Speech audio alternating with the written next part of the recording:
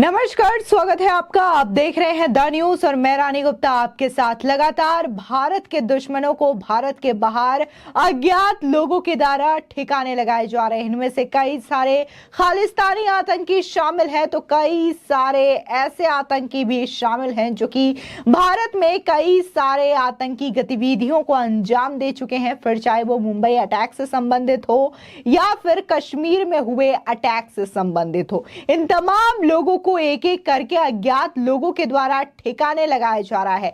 हाल ही में एक बार फिर से खबर सामने आ रही है कि जो लश्कर-ए तैयबा का कमांडर है और मसूद अजहर का जो सबसे ज्यादा करीबी रहा है, और इसी के साथ ही जो 2018 में सुंजवान में आतंकी हमला हुआ था आर्मी कैंप में, उसके मास्टरमाइंड में से एक अलियास को अज्ञात लोगों के द्वारा ठिकाने लगा दिया गया है। फिलहाल सूत्रों के हवाले से खबर यही आ रही है कि ये जो लश्कर-ए तैयबा का कमांडर है और भारतीय सेना कैंप में जिस तरीके से 2018 में सुंजवान आतंकी हमले को अंजाम दिया गया था, वो जो व्यक्ति है, वो जो आतंकी है, वो इस वक्त लापता है। दरअसल पीओके की नीलम घाटी के निवासी की लापता की खबरें सामने आ रही है और कहा यह जा रहा है कि उसे अज्ञात लोगों के द्वारा किडनैप कर लिया गया है। यह भी कहा जा रहा है कि कई दिनों से वो लापता है। इस बीच कई सारी आशंकाओं के लगातार सवाल उठ रहे हैं कि क्या वो सिर्फ लापता है या फिर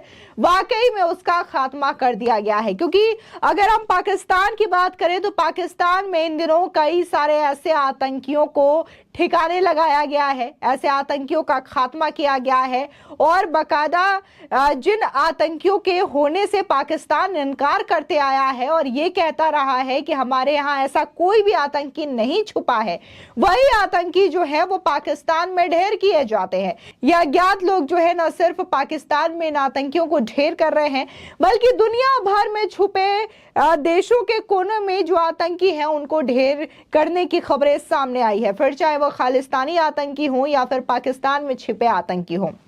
पिछले दिनों से ये मामला लगातार देखने को मिल रहा है। हाल ही में जब से कनाडा और भारत के बीच में जो तल्खी बढ़ी है, उसके बाद से इन मामलों में और भी ज्यादा इजाफा हुआ है। दरअसल कनाडा में खालिस्तानी आतंकी निज्जर की हत्या हो जाती है, जिसके बाद कनाडाई पीएम जस्टिन ट्रूडो इस हत्या का आरोप भारत की खुफिया एजेंसी रॉ पर लगाते हैं और ये कहते हैं कि निज्जर की हत्या के पीछे रॉ का हाथ है। जिसके बाद क्या था, भारत और कनाडा के बीच रिश्तों में दरार आ चुकी है। तमाम डिप्लोमेट्स जो हैं वो कनाडा वापस लौटा दिए गए हैं। इसी के साथ ही कनाडा सरकार के इन आरोपों का भारत सरकार ने बड़ा पलटवार किया है, तमाम आरोपों को निराधार बताया और ये कहा कि इन आरोपों का क्या सबूत है। अब अगर हम पाकिस्तान की बात करें तो जिन आतंकियों की लिस्ट बकायदा भारत निकालता रहा है, भारत की एनआईए की टीम के द्वारा निकाला गया और इन तमाम आतंकियों को खूंखार बताया गया, ये कहा गया कि ये मोस्ट वांटेड हैं। ऐसे आतंकियों को शरण देने से या फिर जानने से भी पाकिस्तान परहेज करता आया। पाकिस्तान का हमेशा से कहना रहा कि उनके यहाँ पर ऐसा कोई आतंकी छिपा नहीं है, लेकिन अभी इधर भी जितने भी मौतों की खबरें आ रही है, जिसमें से मसूद अजहर के बेटे और उसके करीबी भी कई सारे शामिल है, ऐसे में इन आतंकियों का खात्मा भी पाकिस्तान की सरजमी पर हो रहा है और ये अज्ञात लोग ही इनका खात्मा कर रहे हैं। अब ये स्पष्ट होता है कि जिन बातों को पाकिस्तान नकारता हुआ आया था, उन्हीं की सरजमी पर इन आतंकियों का खात्मा हो रहा है। अगर उधर हम भारत सरकार के एक्शन की बात करें तो लगातार भारत सरकार जो है इन खालिस्तानियों को लेकर के सख्त मोड में नजर आ रही है। लगातार भारतीय जो सरकार है, भारत की गवर्नमेंट है, वो इन खुफिया जो आतंकी हैं, खालिस्तानी आतंकी है, उनके ठिकानों पर न सिर्फ छापेमारी कर रही है बल्कि एनआईए की टीम के द्वारा उनकी जमीनों को भी जब्त किया जा रहा है। इसमें से पन्नू की प्रॉपर्टी भी सीज कर दी गई है। बता दें कि पन्नू वही है जो कि लगातार खालिस्तानी मूवमेंट को हवा देता रहता है और कई सारे वीडियोस एक के बाद एक रिलीज करता है और इन वीडियोस में वो कई सारे भड़काऊ शब्दों का इस्तेमाल करता है, भड़काऊ भाषण का इस्तेमाल करता है। अब ऐसे में आपको ये भी बताते हैं कि आखिर जम्मू कश्मीर के सुजवान में आर्मी कैंप में ऐसा क्या हुआ था जिसकी वजह से ये जो टेररिस्ट है वो काफी ज्यादा खतरनाक और खूंखार और मोस्ट वांटेड माना जा रहा है। दरअसल साल 2018 में ये हमला सुजमा आर्मी कैंप पर किया गया था। ये आतंकियों ने सुबह 4:55 पे अंधेरे का फायदा उठाते हुए सेना के कैंप पर अचानक से फायरिंग शुरू कर दी। जानकारी के मुताबिक ये हमला कैंप के फैमिली क्वार्टर्स पर किया गया। साल 2016 में उरी आतंकी के हमले के बाद ये दूसरा बड़ा हमला है।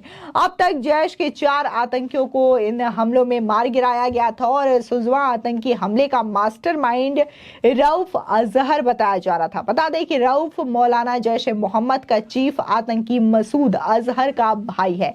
दरअसल फरवरी के पहले ही हफ्ते में राउफ ने भाई मौलाना मसूद अजहर के साथ हिजबुल के चीफ सैयद सलाउद्दीन से मिला था और 9 फरवरी को आतंकी अफजल गुरु की बरसी के दिन दोनों ने हमले को अंजाम देने के लिए इसकी मदद मांगी थी। और जिस दिन अफजल गुरु का बरसी था, उसकी मौत की बरसी थी, साल 2018 में भारतीय कैंप जो है, भारतीय आर्मी का कैंप सुजवा, वहां पर यह अटैक किया जाता है और ये उरी में अटैक के बाद दूसरा बड़ा आतंकी हमला बताया गया। लगातार अगर हम बात करें उरी अटैक की, पुलवामा अटैक की या फिर सुजवा में जिस तरीके से अटैक हुआ, पाकिस्तान में जो बैठे कई सारे आतंकी संगठन है जो कि इस तरीके के आतंकी हमलों को अंजाम देते रहते हैं और इसके बाद वो कहीं ना कहीं पाकिस्तान की गवर्नमेंट इनको शय देने का काम भी करती है। और ये कई बार दुनिया भर के सामने भी आ चुका है कि कई बार पाकिस्तान जो है इसी तरीके से आतंकियों को शय देता हुआ भी नजर आता है।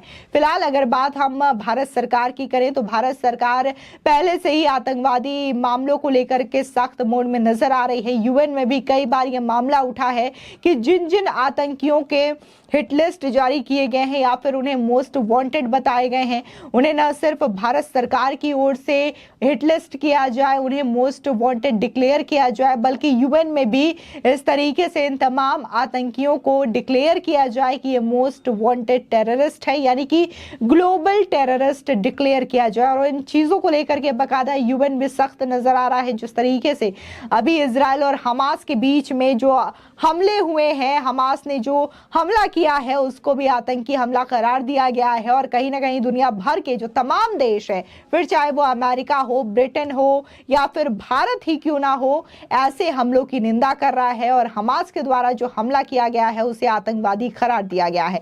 पिछले दिनों इसको लेकर के सीजफायर प्रस्ताव भी यूएन में लाया गया था, जिसको लेकर के भारत में कड़े और स्पष्ट शब्दों में यही कहा था कि सारी दुनिया को इस वक्त एक साथ आना चाहिए और आतंकवाद के खिलाफ लड़ाई लड़नी चाहिए। और ये बेहद जरूरी है। अगर हमें आने वाली पीढ़ी को बचाना है तो आतंकवाद के खिलाफ लड़ाई जरूरी है।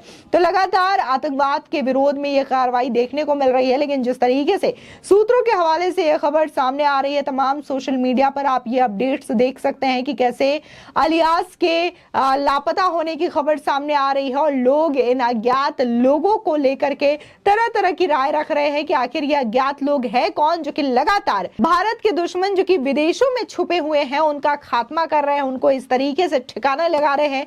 कई सारे जो भारत के दुश्मन है या तो उनका कत्ल हो जा रहा है या तो उनमें से कई सारे लापता हो जा रहे हैं। फिलहाल इस पूरे मामले को लेकर के आपकी क्या राय है, हमारे कमेंट सेक्शन में जरूर बताएं। धन्यवाद।